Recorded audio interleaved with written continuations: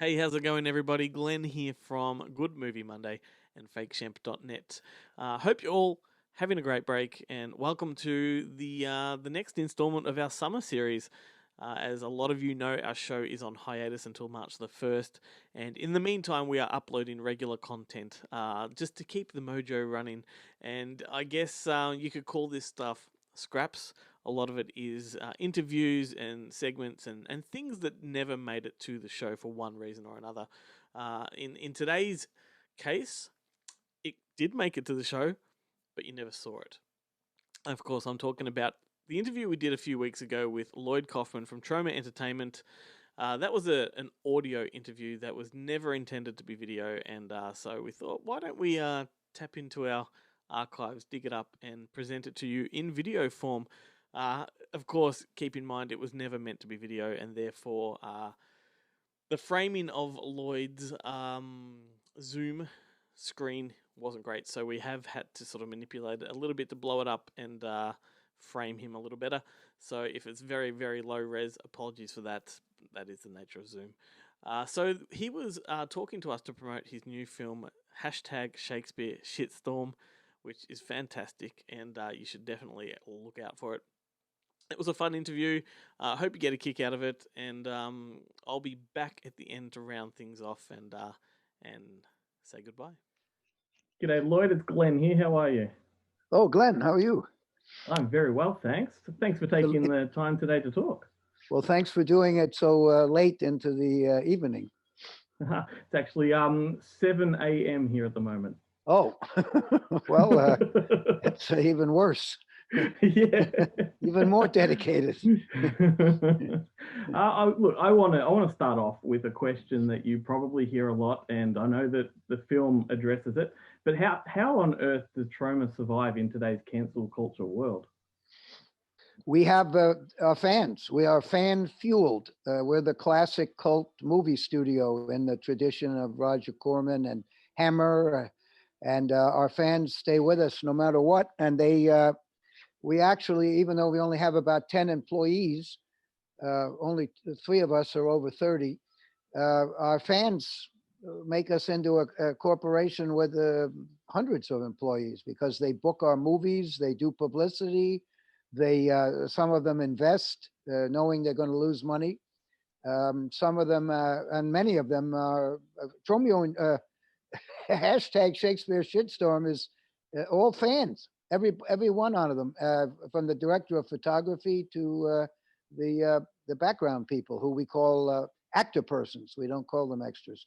So and the major team of Hollywood people who came in from Hollywood and from Europe, they all work for about 10% of what they usually get. So we've made a $20 million movie for about $500,000 US. Actually, less than $500,000 US.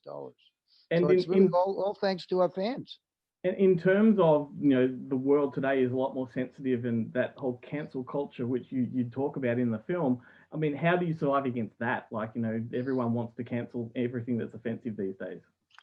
Well, I think I've been canceled several times, but again, we don't have a huge fan base, but the ones we have stay with us no matter what. As Trump says, he could shoot somebody on Fifth Avenue and his fans would still support him. Probably my much smaller constituency will stick with me. We'll see, because we have an election coming up between 2 rotten eggs. And, everybody's, I'm urging people to vote, but in New York State, where hashtag settle for Biden is going to get 90% of the vote, I couldn't bring myself to vote for him. And I'm sure a lot of people will be pissed off about that. I voted for the Green Party because I know that Biden will win New York State, so it doesn't really matter. But he's a scumbag, and so is Trump. So I voted for the Green Party. Excellent. And I know, look, I don't want to harp on the cancel culture stuff because I it's think disgusting. You're right. I agree. It's horrible. We have free speech, at least in our country. I don't know how it is in Australia, but in our country, we have free speech as long as we don't say anything. That's right. And well, luckily, we have about 1 million people who follow our various Tromas, social and my fan site and all that stuff, who believe in truth, hashtag truth and love, hashtag Truth and love. That's a really good way to look at things. Absolutely. I think you've answered my next question, because I was going to say Oh. one of your alumni, James Gunn, fell victim to the whole cancel culture before bouncing back triumphantly. And do you have a strategy against it, or you just forge ahead as you always have? Well, I have to admit, in this ridiculous situation that we have in our country, I do think about a little more about what I say, and in case people might misinterpret this my voting for the Green Party. If I didn't explain it, I'm sure I would get a lot of Twitter hate. The people who don't like Trump would hate me.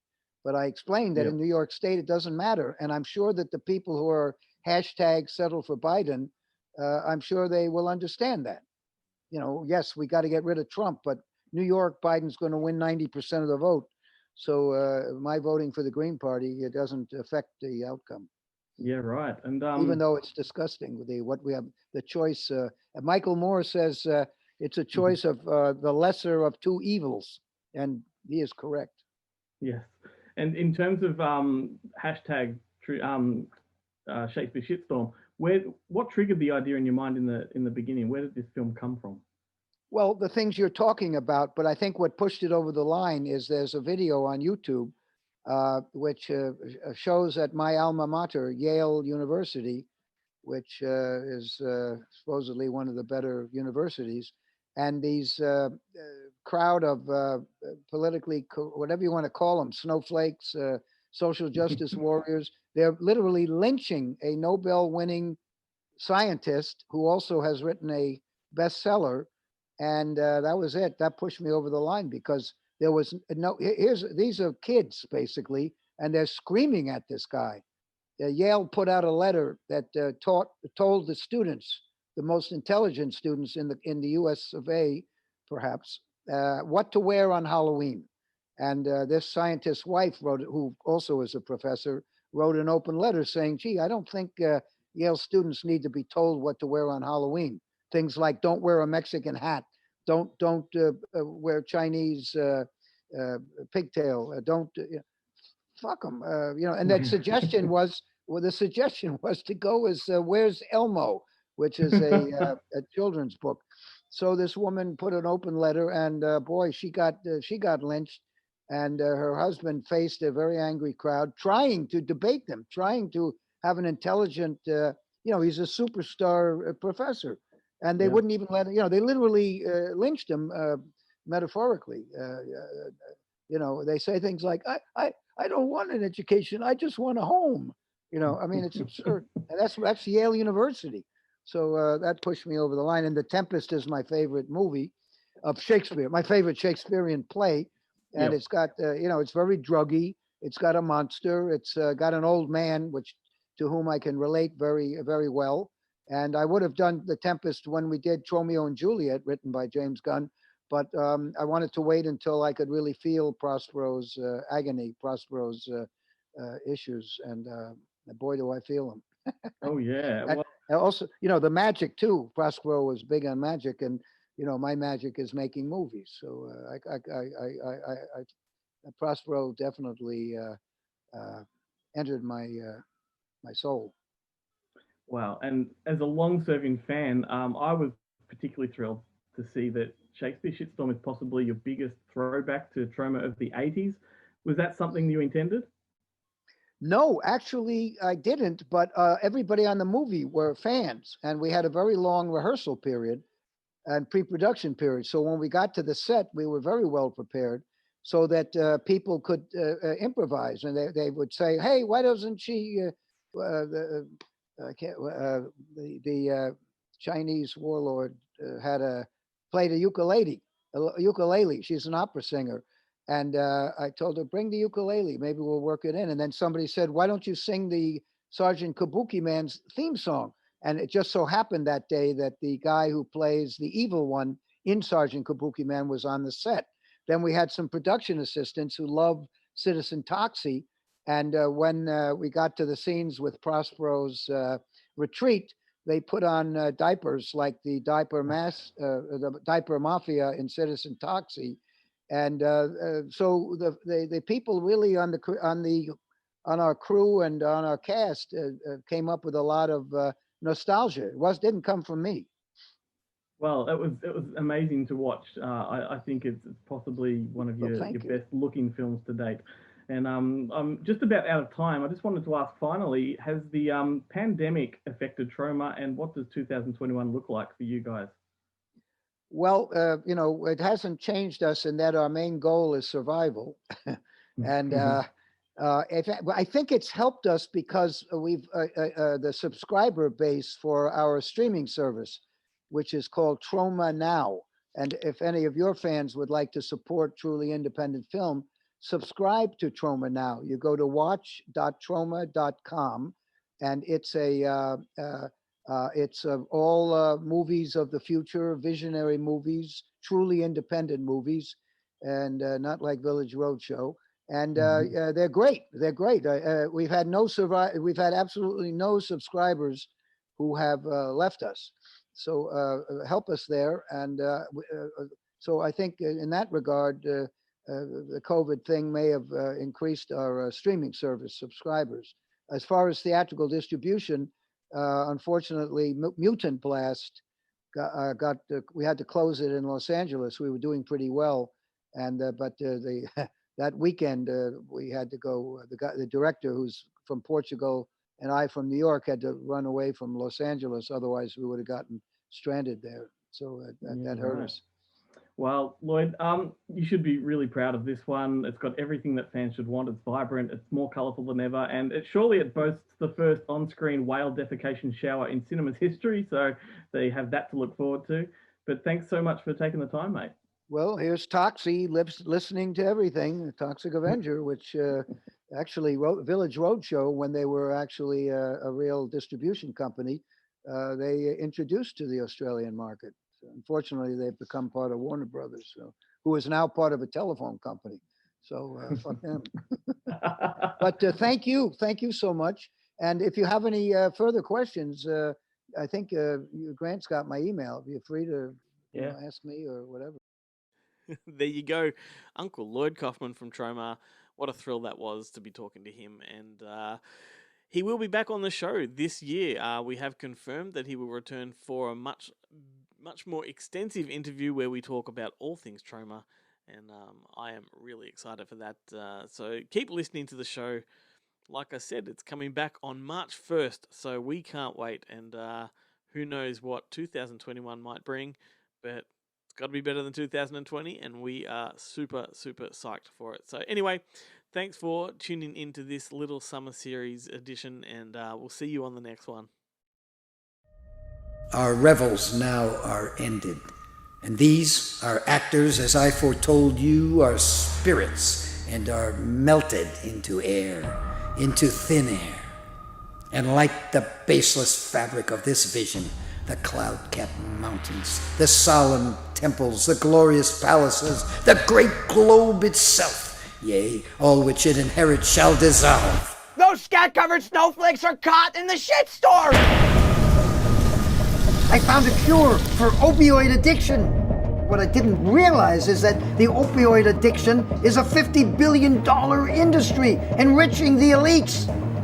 There I was, my life's work stolen from me, betrayed by my own sister, shunned from society. All these years I've been planning my revenge against Avon Bard and all the world. I had Ariel infiltrate their boat and using gallons of whale laxative, lured them to their doom.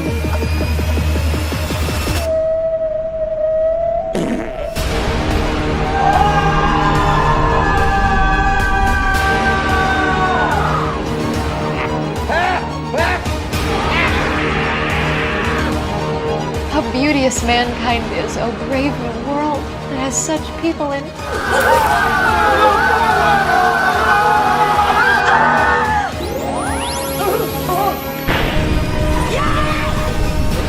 Desire is beckoning.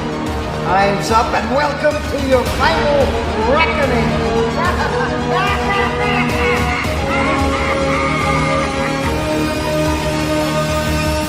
We are such stuff as dreams are made of, and our little life is rounded with a sleep.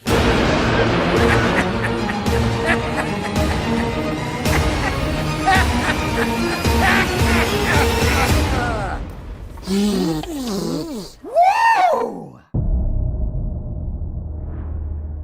Greetings from Tromaville, America's longest-running independent film company. I'm Lloyd Kaufman, president of Troma Entertainment and creator of The Toxic Avenger, and I'm here to tell you about the hot new streaming service from Troma Entertainment. Troma Now. You gotta watch Troma Now. You'll love it. I love it.